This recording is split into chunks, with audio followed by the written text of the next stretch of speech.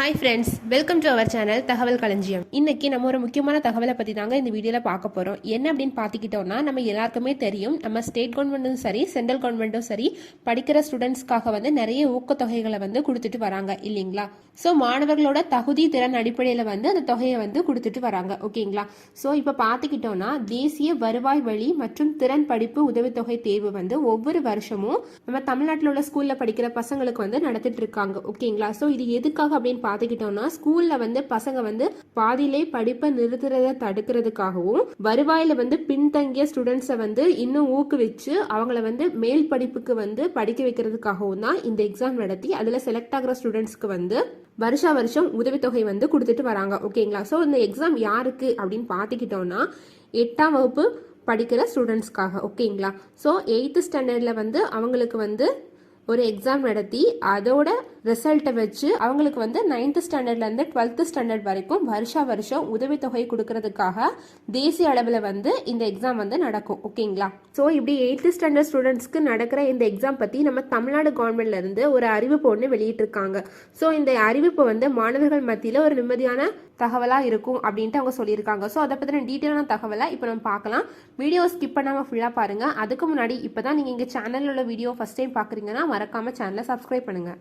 So பார்த்துக்கிட்டோம்னா, இந்த தேசிய வருவாய் வழி மற்றும் திறன் படிப்பு உதவித்தொகை தேர்வு வந்து மாணவர்கள் எழுதுறதுக்கு அவங்களோட பெற்றோரோட ஆண்டு வருமானத்தை எடுத்துக்கிட்டோம்னா 3.5 லட்சத்துக்கும் மேலே இருக்காம இருக்கணும். அதே மாதிரி அந்த பசங்க, அதாவது அந்த 8th ஸ்டாண்டர்ட்ல எக்ஸாம் எழுத போகிற ஸ்டூடெண்ட்ஸோட 7th உள்ள மார்க் வந்து 55% மேலே இருக்கணும் அப்படின்ட்டு அவங்க சொல்லியிருக்காங்க ஓகேங்களா. ஸோ இந்த எக்ஸாம் யாரெல்லாம் எழுதலாம் அப்படின்னு பார்த்துக்கிட்டோம்னா, அவங்க வந்து கவர்மெண்ட் ஸ்கூல் ஸ்டூடெண்ட்ஸாக இருக்கணும், இல்லைன்னா கவர்மெண்ட் எய்டட் ஸ்கூலில் உள்ள ஸ்டூடெண்ட்ஸாக இருக்கணும். அதாவது அரசு பள்ளியோ இல்லைன்னா அரசு உதவி பெறும் பள்ளியில் படிக்கிற பசங்களாக இருந்தால் மட்டும்தான் அவங்க வந்து இந்த எக்ஸாமுக்கு எழுத முடியும் அப்படின்ட்டு அவங்க சொல்லியிருக்காங்க ஓகேங்களா.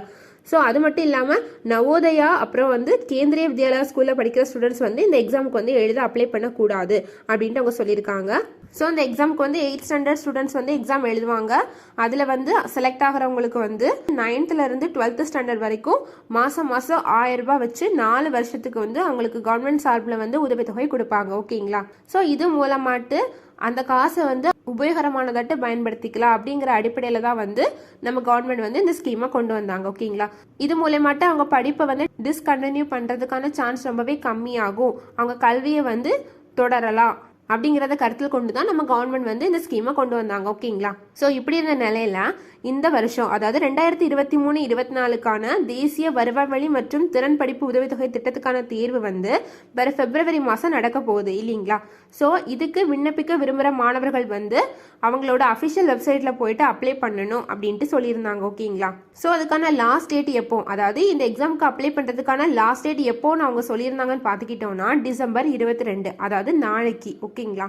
ஸோ இப்படிப்பட்ட நிலையில ஸோ நம்ம தமிழ்நாட்டில் வந்து நிறைய மாவட்டங்களில் வந்து புயல் வெள்ளத்தால் நிறைய பாதிப்பு இருந்துச்சு இல்லைங்களா. தென் மாவட்டங்களுமே இப்போ ரொம்பவே பாதிக்கப்பட்டிருக்கு.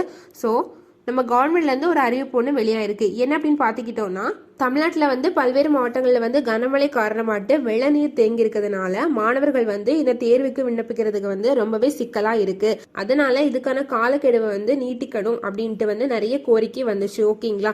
ஸோ இந்த கோரிக்கையை வந்து நம்ம தமிழ்நாடு கவர்மெண்ட் ஏற்றிருக்காங்க ஓகேங்களா. அதுபடி பார்த்துக்கிட்டோம்னா, இந்த தமிழ்நாடு அரசு தேர்வுகள் இயக்ககம் வந்து தேர்வுக்கு விண்ணப்பிக்கிறதுக்கான கால அவகாசத்தை வந்து ஒரு வாரம் நீட்டிச்சிருக்காங்க. அதாவது நீங்க வந்து டிசம்பர் 22ஆம் தேதி அப்ளை பண்ண வேண்டிய இந்த எக்ஸாமுக்கு வந்து நீங்கள் டிசம்பர் 27ஆம் தேதி வரைக்கும் அப்ளை பண்ணலாம் அப்படின்ட்டு சொல்லியிருக்காங்க ஓகேங்களா.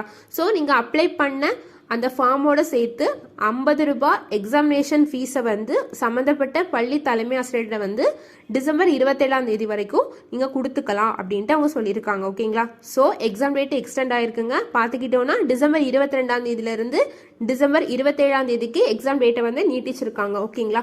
ஸோ உங்களுக்கு தெரிஞ்ச ஸ்டூடெண்ட்ஸ் யாராவது இந்த எக்ஸாம் எழுதுறதா இருந்தாங்கன்னா அவங்களுக்கு இந்த தகவலை தெரியப்படுத்துங்க ஓகேங்களா. ஸோ இந்த தகவலை உங்கள் ஃப்ரெண்ட்ஸ் எல்லாருக்கும் ஷேர் பண்ணுங்க. வீடியோ பிடிச்சிருந்தா லைக் பண்ணுங்க. இது மாதிரியான யூஸ்ஃபுல்லான தகவலை பெற இந்த சேனலை சப்ஸ்கிரைப் பண்ணுங்க. தேங்க்யூ.